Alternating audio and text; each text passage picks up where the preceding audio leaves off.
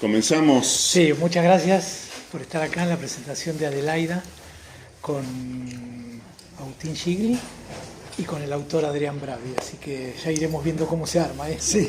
Te veo con el papel en la mano, por eso no quise avanzar. Adelante, adelante. No, bueno, también empezar con muchas gracias por estar acá. Gracias Marcelo, por favor, y Ariel por editar Adelaida y por conseguir este lugar para poder presentarlo, para poder presentarla. Gracias a los chicos de La Libre por el lugar, gracias al que trajo el vino. Viendo cómo estamos, podríamos decir, la próxima la hacemos en la Biblioteca Nacional, ¿no? Digo, la próxima la hacemos en la Biblioteca Nacional mañana. Sí que por favor inviten. Vamos a hacer otra presentación más a las 19 en la Sala Cortázar. La hacemos en la Biblioteca Nacional por una de esas cosas que tenía Adelaida. Adelaida juntaba gente diversa, se llevaba bien con todo tipo de personas y quizás por eso podríamos decir que muchas veces terminaba peleada con mucha gente. Quizás todos los que la conocieron coinciden o coincidirían en que decía lo que pensaba en forma cruda. Y eso es una virtud para mí, pero para muchos no. Para mí Adelaida juntaba gente, no juntaba como coleccionista ni como juntar por juntar. A mí me juntó con Adrián allá por fines de los 90, cuando Adrián vino a Buenos Aires a presentar Río Sauce. Y me presentó otros amigos y me sigue juntando con gente. Me juntó con Eugenia, que trabaja en la Biblioteca Nacional, hija de Raúl Santana, muy amigo de Adelaida. Cuando le conté a Eugenia que íbamos a presentar a Adelaida, me dijo y sobre todo gestionó una sala en la biblioteca.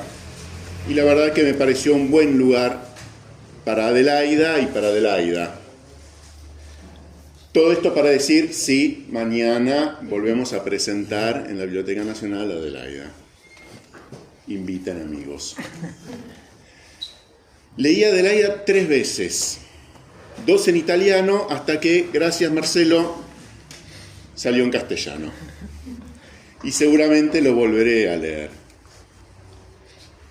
Para cuando iba terminando la primera lectura dije, tengo que aprender a cuidar mis palabras.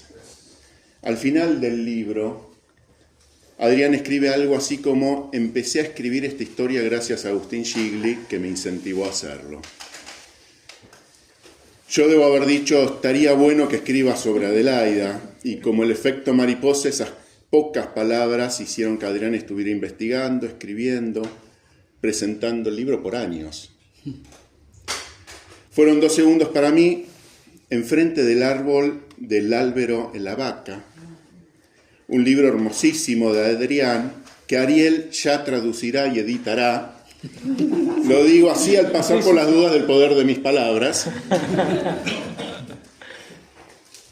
Heredé de mi papá la pelada que temen mis hijos y la casi obligación de ir a Recanati cada vez que voy a Italia.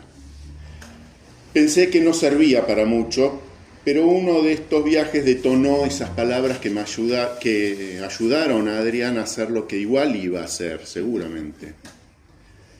Para mí Recanati siempre fue el pueblo de mi abuelo, el papá de Adelaida, el pintor Lorenzo Gigli. Adelaida era porteña, pero cuando entendió que debía irse de un día para el otro de la Argentina, se fue a Recanati. Ahorro cosas para que lean el libro. Cuando estuve yo allá y me junté con Adrián, también Adelaida me juntó con más amigos, Ivana, Antonio, Lila, Annalisa, y entendí que Adelaida logró en Recanati dejar de ser la hija de Lorenzo Gigli. Logró que Recanati deje de ser el pueblo de mi abuelo y sea el pueblo de mi tía. Tengo 2 fragmentos para leer del libro, no sé si tenemos... ¿Sí? Voy a hacer una pequeña pausa ahí porque para introducir un poco algo de la charla, porque estoy hablando con Adrián, sí, que él me dice que siempre estuvo dando vueltas en su cabeza a escribir esta historia, pero no quiero dudar del poder de tus palabras, de ninguna manera, pero me dijo el otro día que de algún modo lo destrabó unas cartas que vos le cediste y que fue para él un material invaluable. Me gustaría que después que leas vuelvan a este tema porque me interesa mucho. Bueno, una parte que... Bueno, me doy cuenta después de muchos años de que estoy escribiendo todo esto en un idioma distinto del que utilizaba con ella, el idioma en el que me dictaba sus historias y con el que hablaba de los recuerdos, de las viejas fotos o de los cuadros de su padre. Me acuerdo del día en que se inauguró el Jardín de las Palabras Interrumpidas. En un barrio de Recanati, Fonti San Lorenzo, dedicado a la memoria de sus hijos y la emoción de sus palabras al dar las gracias a los que la escuchaban. Empezó hablando en un italiano fluido para cambiar poco después, sin darse cuenta, al español, la lengua de sus sentimientos y sus penas. Aún puedo verla con la mirada desconcertada, su andar ranqueante e inseguro, de quien corre el peligro de caerse a cada paso, y esa forma de mirar a su alrededor perpleja, como si no reconociera ni a las personas ni el lugar. Era mayo de 1999 y algunos docentes habían decidido combinar en un espacio verde el medio ambiente y la historia, y por eso le quisieron dedicar esa plaza, el Jardín de las Palabras Interrumpidas, a Mini y a Lorenzo Ismael. La misma Adelaida hizo la placa de bronce, un rostro humano en relieve con otros 2 o 3 a su lado. La vuelvo a ver mientras ella trabajaba en esta obra, buscando entre los fantasmas del pasado una imagen que pudiera recordar a sus seres queridos. Predomina un rostro y otros en segundo plano. Bajo la placa figuran el nombre de Mini y el de Lorenzo Ismael, y debajo una brevísima composición poética de unos versos que había escrito para la ocasión. Las palabras interrumpidas, los caminos desvanecidos. Nada puede detener la mano que esculpe la historia.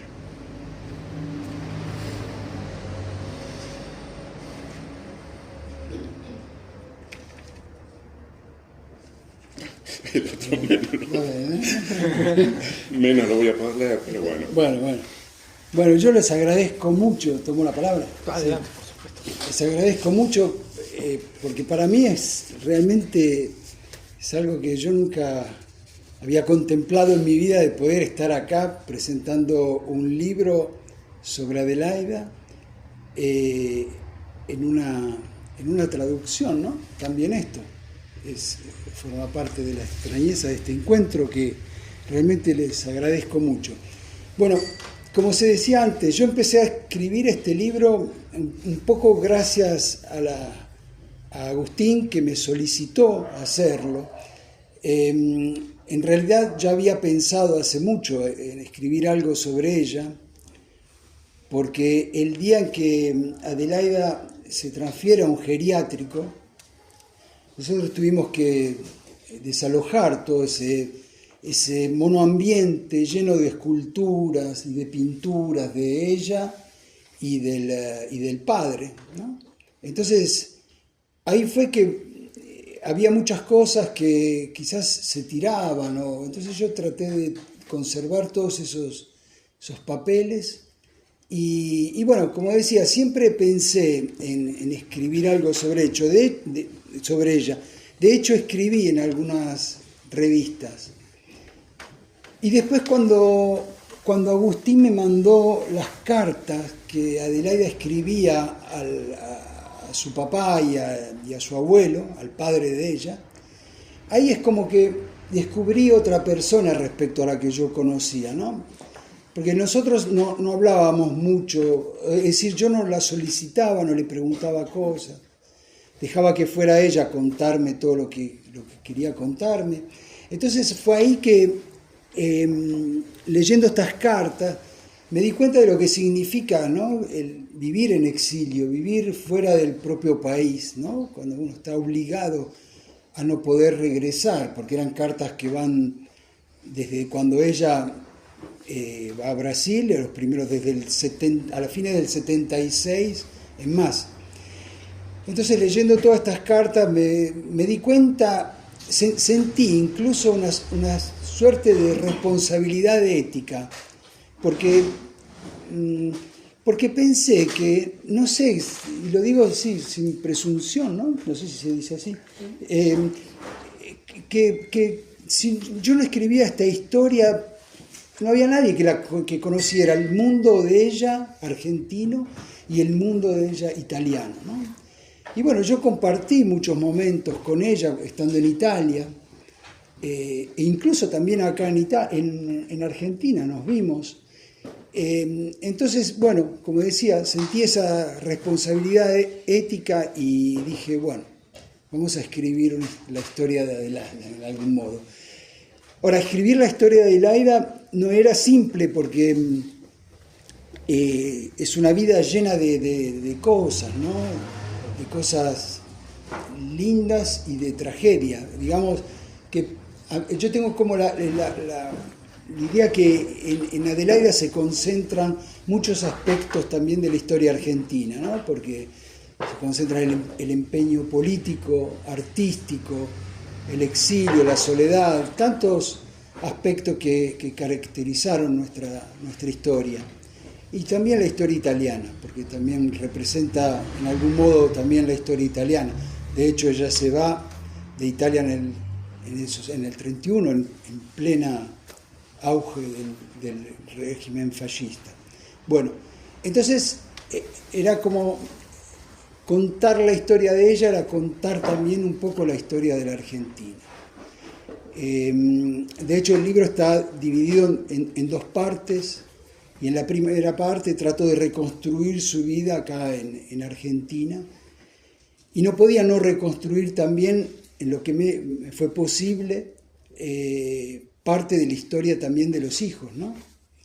De Mini y Lorenzo, porque Adelaida no era solo Adelaida, era toda una constelación también de personas a ella afines. Y bueno, y traté también de contextualizar también su figura, remarcar esos aspectos que de su vida, no de su intimidad, sino esos aspectos de su vida que representaron algo para la historia argentina. Y bueno, entonces, y la segunda parte, en cambio, es un poco su vida en Italia, la historia de una amistad, la podría definir.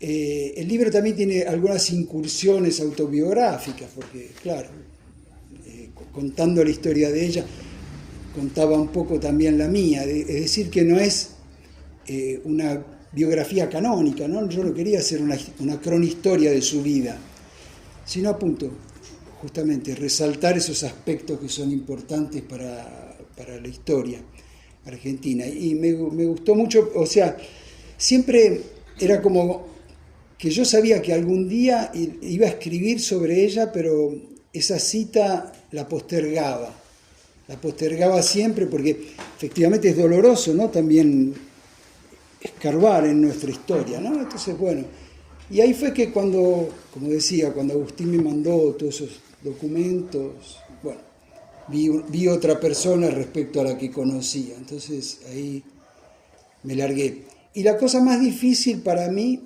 fue encontrar una voz para poder contar esta historia, porque no todas las historias se pueden contar al mismo modo, ¿no? Entonces yo siempre escribí ficción, y en la ficción uno se mueve con mucha libertad. Con la biografía y se ponen también en juego otros aspectos que hay que respetar, y entonces traté de reconstruirla, quizás a través también de detalles, reconstruir su vida, pero también reconstruirla también novelescamente, no sé si se dice así, pero se entiende, porque algunas cosas de ella me faltaban los detalles, y en los libros, sobre todo en la narrativa, lo que enriquece la historia son los detalles. Así que yo no inventé nada, pero le di un color a las historias que cuento, más o menos. Pero a la vez te iba a decir, por esto que decías del mandato ético, mientras en el trabajo de edición del libro, fuiste muy insistente con lo de ubicar este género de novela biográfica, como para que quede claro que había huecos que había que llenar, y eso lo llenaba el escritor de ficción. Entonces, claro. ¿No? Sí. De hecho, el primer capítulo nosotros tenemos el dato didascálico, así seco, de lo que pasó en el zoológico, y después quien lo quiere leer lo leerá. Pero faltaban toda una serie de detalles. Entonces ahí es como que entra un poco también la imaginación del autor. Yo me acuerdo cuando mis padres también, no en el 76 porque ya era grandecito, pero algunos años antes mis padres me llevaban al zoológico a decir entonces ahí entra, digamos, todas esas descripciones que uno recuerda de ese lugar, ¿no? Y bueno, es eso, digamos que al dato didascálico uno le va agregando esos detalles que enriquecen la historia.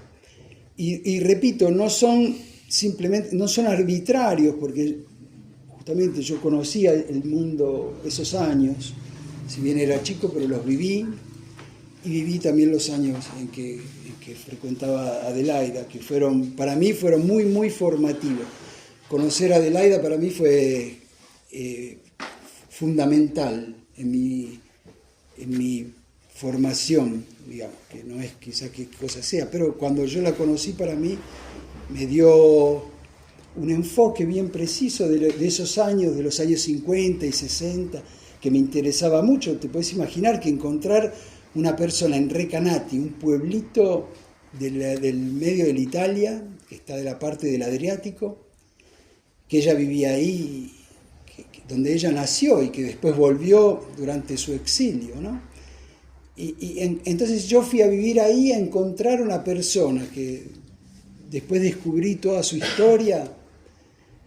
Para mí era, no sé, como encontrar algo que maravilloso, ¿no? Yo lo único que conocía a David Viñas, porque en aquel entonces algo había leído de David Viñas, pero no hubiera nunca imaginado encontrar a su mujer ahí en ese lugar. Y así que desde el día que la conocí, después nos vimos seguidos. ¿Querés intentarlo? O... ¿Querés leerlo? ¿Te digo cuál? Dale, sí, claro. Porque no voy a poder. A Bueno, partir de ahí es un poco... Desde aquí Sí. hasta... Creo que si no me equivoco ahí. Sí. Parecen los alumnos de la secundaria. ¿Hasta dónde la entrada? Un día fui a verla junto a mi hijo, que entonces tenía alrededor de 3 años. Ella lo miraba admirada mientras él intentaba hacerle ver la marioneta que llevaba a todos lados. Adelaida le acariciaba los cabellos y le sonreía. En un momento dado tomó mi mano, me acercó a ella y a su manera me pidió que tuviera cuidado con el nene, que alguien podía venir y sacármelo de las manos. Ese era el sentido. Por un momento me vi delante de todo su pasado concentrado en ese consejo. La estrujé contra mí y así me quedé un rato, con ese cuerpo delgado y exhausto entre mis brazos. No, por favor. Mini y Lorenzo son coprotagonistas del libro, pues son una presencia permanente en todo lo que hacen, en todo lo que piensa, en lo que dice. ¿Cómo fue para vos el trabajo de tener un personaje tan fuerte, pero además con... Claro, sí. Y sí, traté de entrar en puntas de pies en su vida y también en la de sus hijos, contando lo que ella me había dicho, pero casi nada, sino que todo lo que cuento de ellos lo saqué de fuentes bibliográficas. Y bueno, claro, la presencia de los hijos es constante también cuando está en Italia, porque para ella todo lo que hacía digamos, parte de su trabajo también artístico era, digamos, ella en algún modo tenía la suerte de tener un grande talento artístico. Y entonces eso le ayudó a declinar un poco la pérdida de sus hijos, el dolor, ¿no? Y todo eso. Es decir, que tenía en cuenta siempre eso, sus hijos están siempre presentes en sus obras. Pero a mí una cosa que me llamaba mucho la atención de su trabajo artístico era que, y ahí creo que estaba la grandeza artística de ella, que nunca se preocupaba del destino que tenían sus obras, ¿no? A ella lo que le interesaba era así, empastarse las manos con la creta, con la cerámica, pintar. De hecho, tenía siempre un lápiz en la mano, estaba constantemente haciendo dibujos. Y incluso sus poemas, que son bellísimos y que están todos inéditos, también nunca se preocupó por editarlos. Es decir, que no buscaba ningún tipo de consagración, digamos, ¿no? Siempre trabajó la cerámica por el hecho de trabajarla. Le interesaba más, a punto, el acto creativo de la obra que no la obra en sí. A veces se deshacía muy fácilmente de sus cosas. Y eso, yo la admiraba mucho. En eso me doy cuenta que actualmente yo creo que no escribo nada si no tiene una finalidad, ¿no? En cambio ella hacía todo sin ningún tipo de finalidad. Y en esto creo que era muy lindo verla también trabajar, ¿no? A mí me gustaba mucho eso. Y bueno, como decías, los hijos estaban siempre presentes, cuando también no estaban. Y creo que su vida fue condicionada, ¿no? Por eso. Recién decías que esa historia trataste de entrar en puntas de pie, con mucho cuidado, pero hay una parte del libro que tiene mucho que ver con esto que decías, como de una pulsión del presente que tenía ella, que es un poco la historia y el homenaje a esa amistad que tuviste con ella. Entonces hay todo un sector del libro que me gusta mucho el retrato de ese día a día, de esa locura que podía ella generar a su alrededor, de ese grupo de amigos. Sí. ¿Querés extenderte un poco sobre eso? Porque es muy lindo de leer, es muy emocionante de leer, y es muy divertido también. Sí. No, de hecho era una persona muy alegre también, ¿no? Siempre nos reíamos mucho cuando íbamos a su casa. Y era tenía esa cosa que te decía la parresia. Yo hablo también de la parresia. Y ahí decía siempre las cosas, como si buscaba siempre la verdad de las cosas, ¿no? Te decía una cosa y te la decía de frente. Como la definió Ismael Viñas. Dice, cuando recordaba a Adelaida, decía, era una chica que te decía las cosas como tirándote bombas en la cara. Y era justamente así, no tenía ningún drama. Y bueno, esto era muy lindo. Y nosotros nos reuníamos siempre en su casa con amigos y a veces la íbamos a visitar y ya se había bajado media botella de whisky, ¿no? Esto pasaba.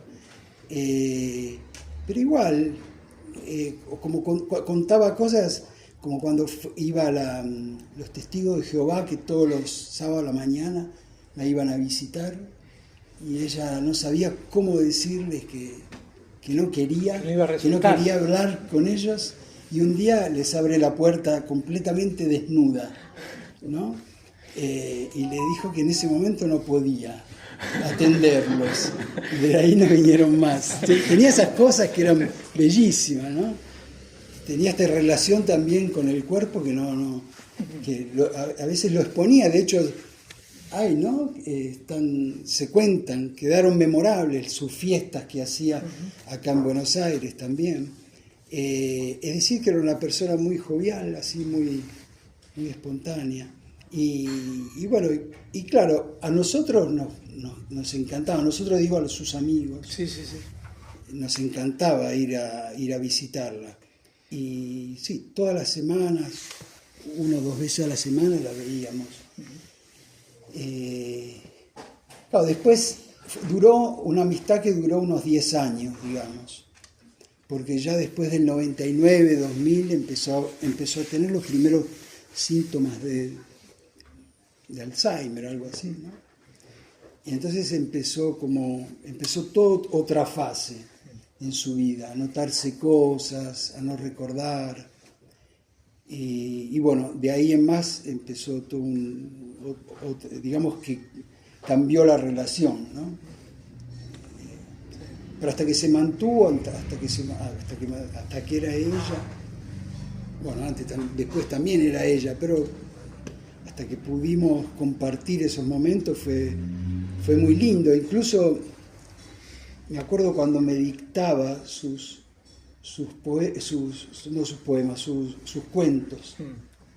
Y yo con una primera portátil los escribía y estaba ahí, que corregía en continuación. Vivía, de hecho, los cuentos de ellas y las poesías tienen miles de versiones, porque corregía, o sea, ella imprimía un texto y hacía varias versiones, y después intervenía en uno, se olvidaba, después en otro.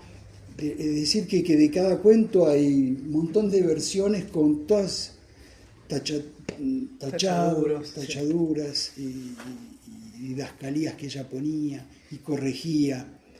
Sería bueno hacer una reedición de sus poemas, pero se necesitaría un trabajo muy filológico para poderlo hacer. Qué bueno que vayan mañana a la biblioteca, porque si mal no recuerdo, en la colección de facsimilares de la biblioteca, que es buenísima, Contorno fue el primer volumen que ellos publican. Claro. Y hay cosas... Sí, ahí está todo Contorno digitalizado. Digitalizado y una versión en papel muy hermosa. Muy linda, es muy linda. Sí.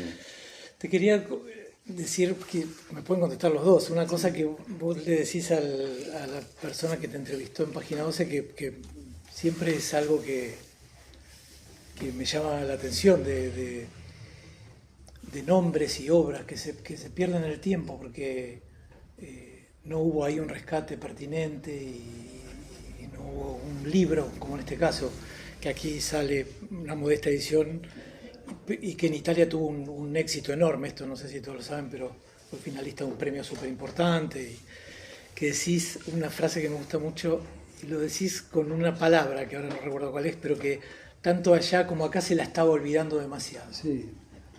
Sí, también eso que me llevó también a escribirla, porque lo digo en la nota final, ¿no? Y yo digo siempre esto, me acuerdo de mi abuelo que había ido a la guerra cuando mi abuela estaba embarazada de mi mamá, y cuando volvió, tuvo 2 años en un campo de concentración,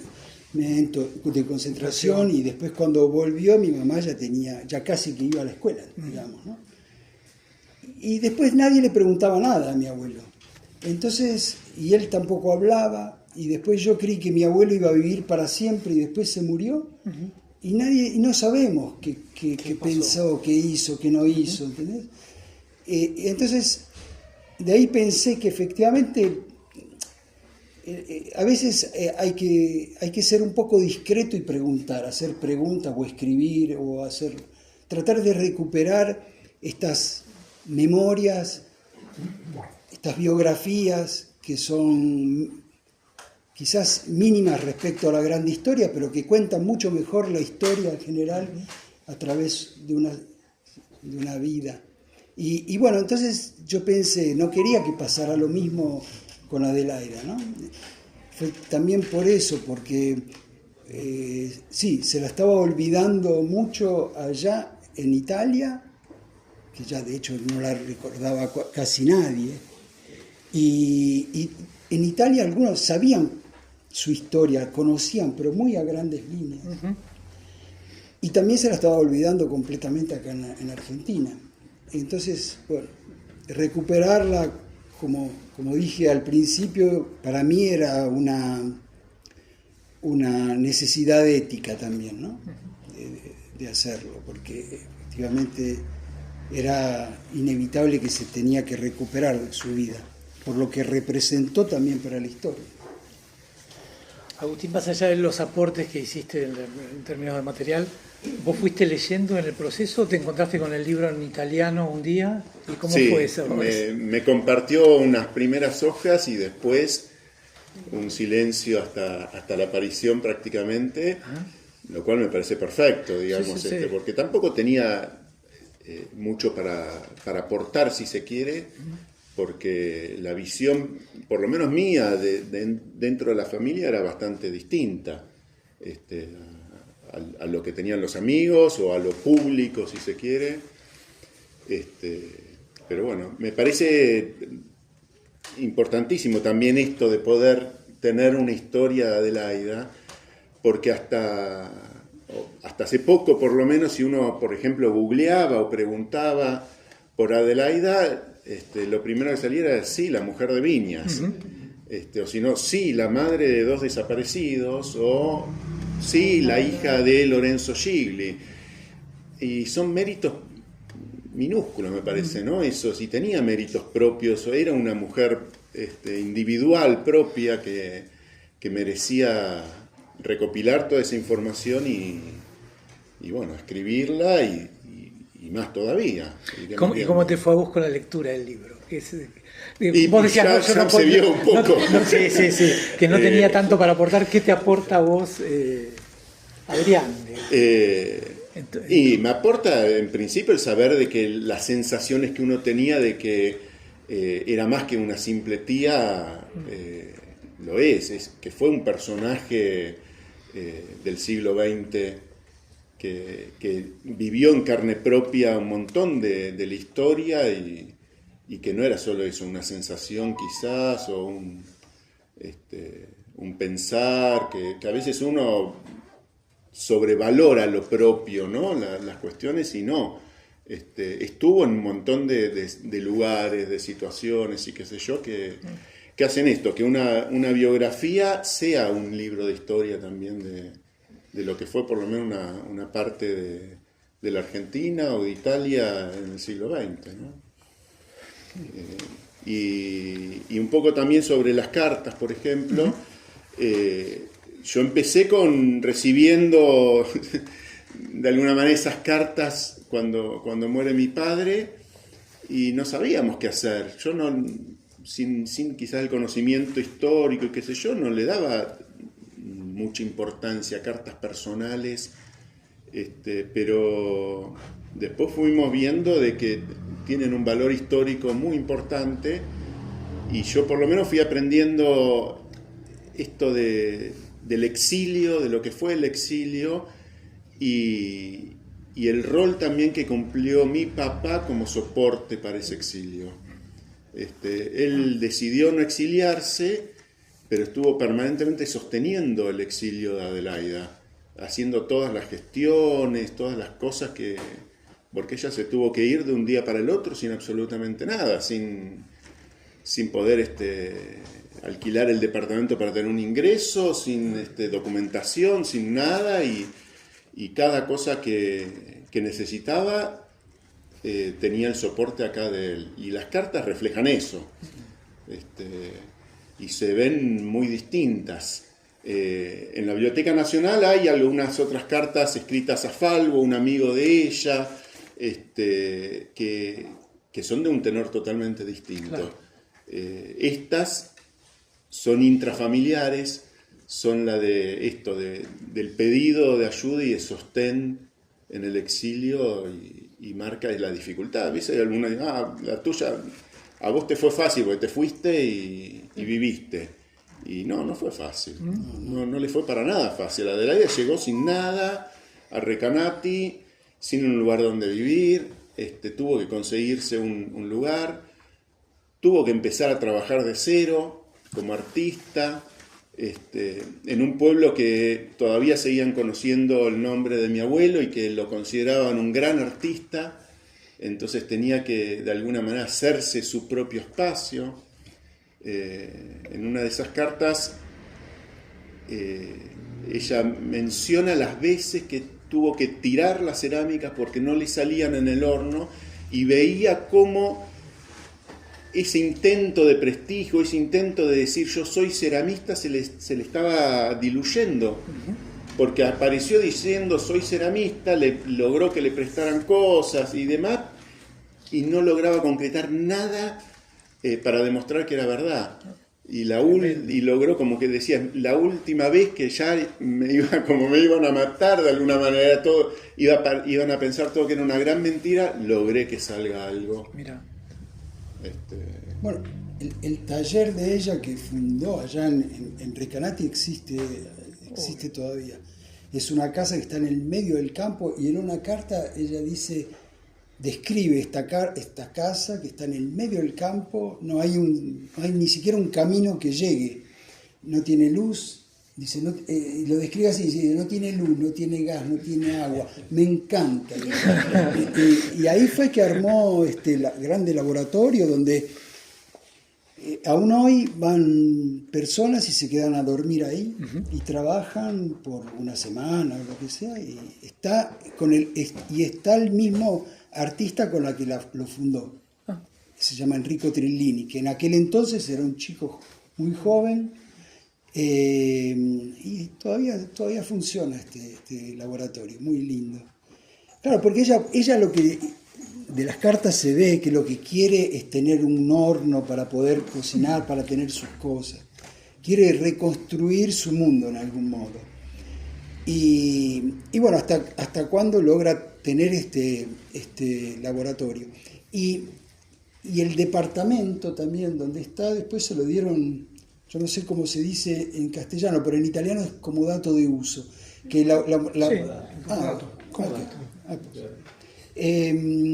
en cambio de algunas pinturas de tu abuelo, ¿no? Del padre.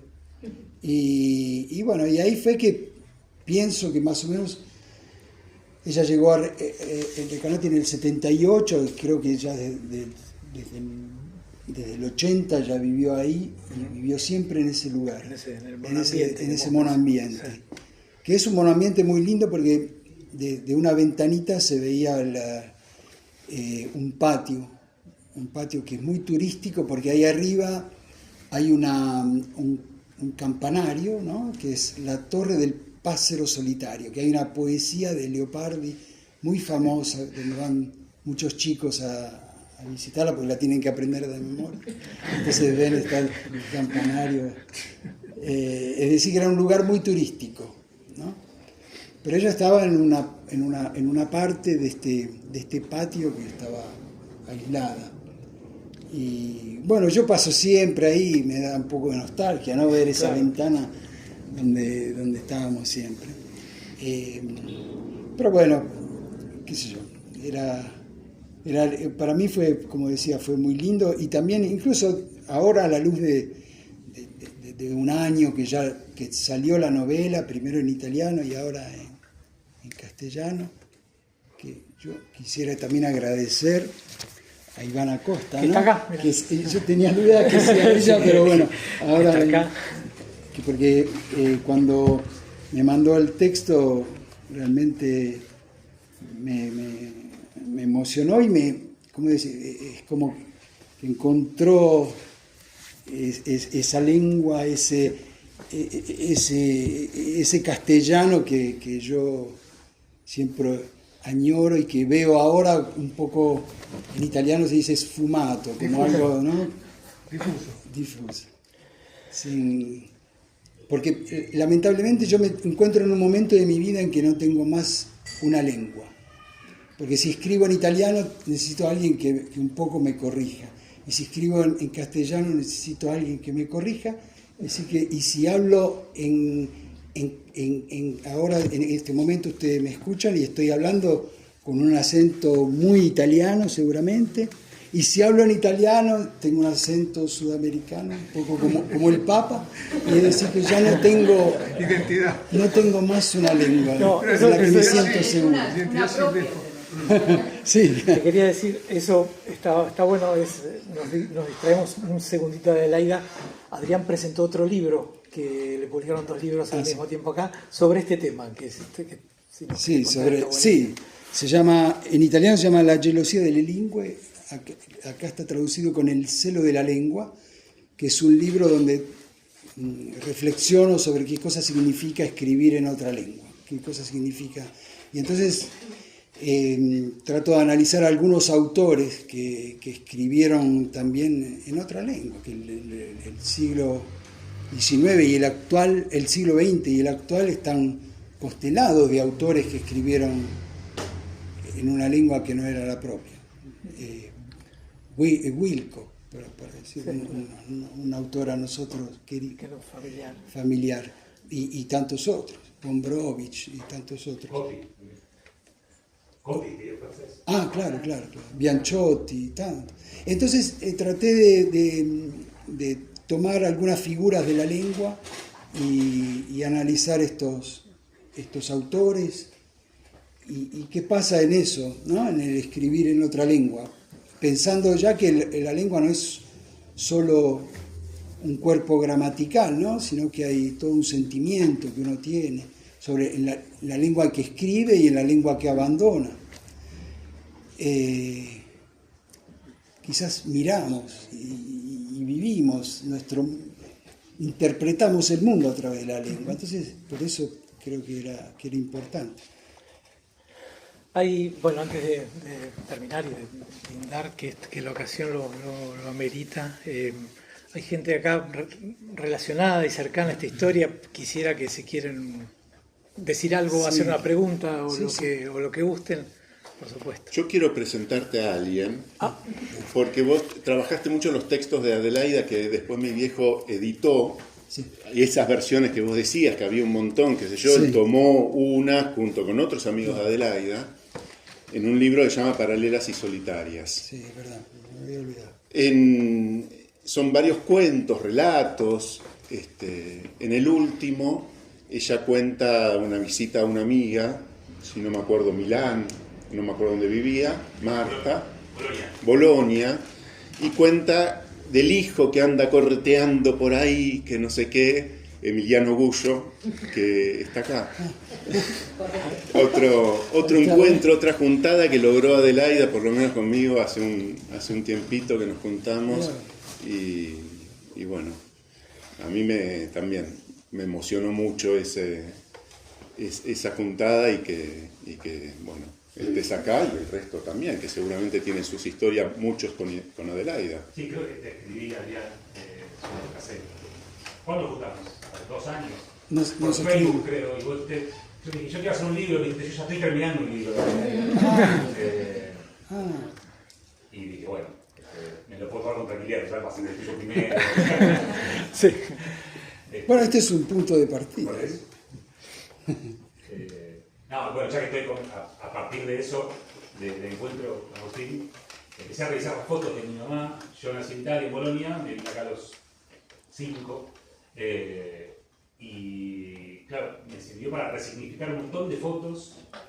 Mi vieja murió hace 5 años, entonces no tengo a quién preguntarle de quién era esta foto. Entonces cada tanto chequeó con Agustín, esto es lo de Adelaida, entonces puede reconstruir parte de mi vida en función, Claro. a partir de la vida de Adelaida. Claro. Y poder ir reconstruyendo cosas que hoy ya no puedo reconstruir, ¿no? Cuando tenés a quien preguntarle, es muy difícil de nuevo la palabra reconstruir, pero es muy difícil reconstruir y me doy cuenta que uno todo el tiempo está reconstruyendo la memoria. Claro. Bueno, eso, podría hablar toda la noche. Sí. No, algo parecido me contaba Adelaida misma. Decía, yo no tengo recuerdos de mi infancia, pero los puedo reconstruir a través de los cuadros de mi papá. Porque aparece muy seguido ella, ¿no? Esas reconstrucciones familiares que hacía Lorenzo Gilli. Y ahí estaba siempre presente, siempre. Y cuento, la anécdota, yo soy periodista, un día le hago una entrevista a David Viñas. David Viñas, no sé si todos lo conocieron, o me conoció personalmente, era un tipo muy carismático. Sí. Envolvía, y aparte de ser muy potente intelectualmente, en su oratoria. Entonces vuelvo a mi casa, yo recién empezaba a laburar, vuelvo a mi casa y le cuento a mi vieja. No saben, David Viñas es una cosa alucinante. Digo, quiero que sea mi abuelo. Mi vieja me dice, no, si te escucha Adelaida, me dice, se puso muy mal ella, si te escucha Adelaida se muere, porque te quería. Mal se va por morir. Entonces, Adelaida siempre para mí fue, desde muy chico, algo medio fantasmal. Recién de grande pude empezar a darme cuenta que era un artista y que quería ser una referente y que, bueno, quería hacer todo esto que estaban conversando. Entonces, trato de seguirlo. Es muy celebro que hayan aparecido estos pasos a través tuyo de ella, no solamente para recordarla, cuando como vos dijiste, para reconstruirla. Sí, sí. Y a través de ella reconstruir una serie de cuestiones clave para nuestro país. Así que bueno, felicitaciones. No, gracias, gracias. Muchas gracias. ¿Alguien más? Yo agradecerte muchísimo el libro. Yo no escuché. Agradecerte muchísimo gracias. el libro. Yo lo último que supe es que Adelaida se había ido a Italia y nunca supe más nada de ella.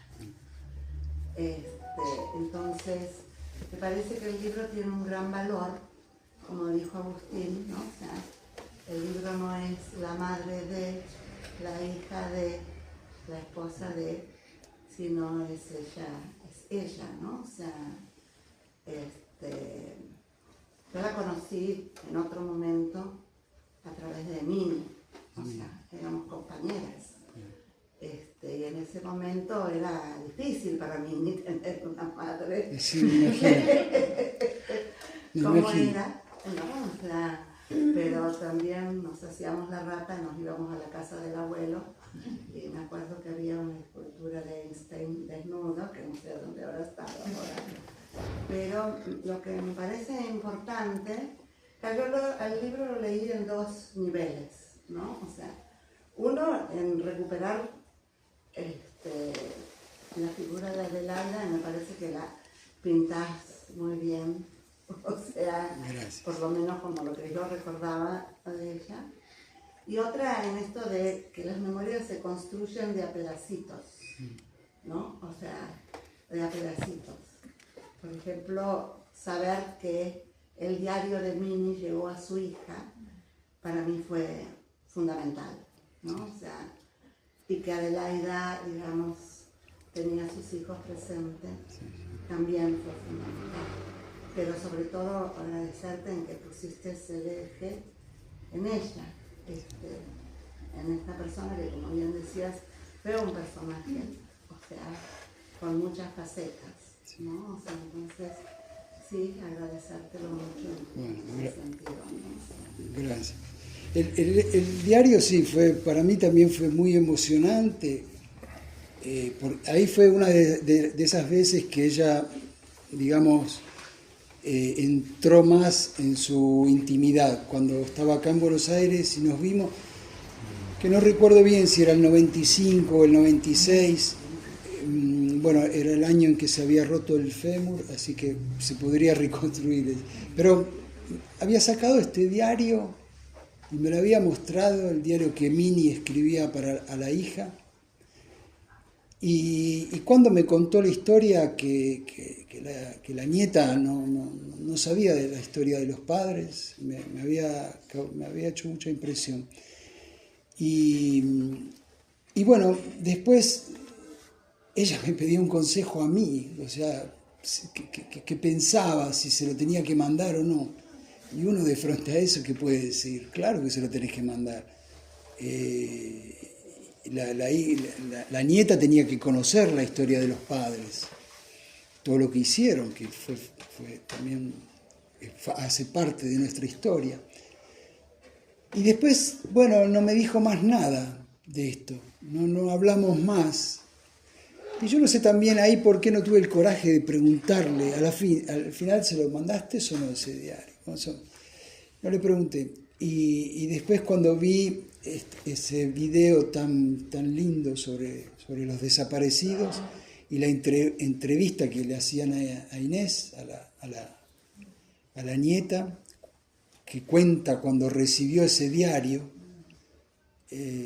bueno, fue emocionante, ¿no? Lamentablemente, cuando salió ese documental, Adelaida era el 2008, más o menos, y ya Adelaida ya estaba bastante perdida, digamos. Era difícil entablar una conversación, digamos, ¿no? No tenía muchos momentos de lucidez. El único momento, me acuerdo, si se lo puedo decir, el momento de lucidez que tuvo, ya en su estadio avanzado de la enfermedad, era que yo le contaba a Beba Pilla sobre su situación. Me preguntaba siempre, ¿no?, cómo estaba Adelaida. Entonces yo le contaba. Entonces una vez que la fui a visitar, le dije que me había escrito Beba. Y cuando pronuncié el nombre Beba, es como que se le iluminó algo en ese momento, pero duró pocos segundos. Retuvo el nombre por algunos segundos y después se perdió. Fue una lástima eso. Bueno, muchas gracias Acá estamos. a todos y a todas por venir, y a Adrián y a Agustín. Gracias. Gracias, Iván. Y allá.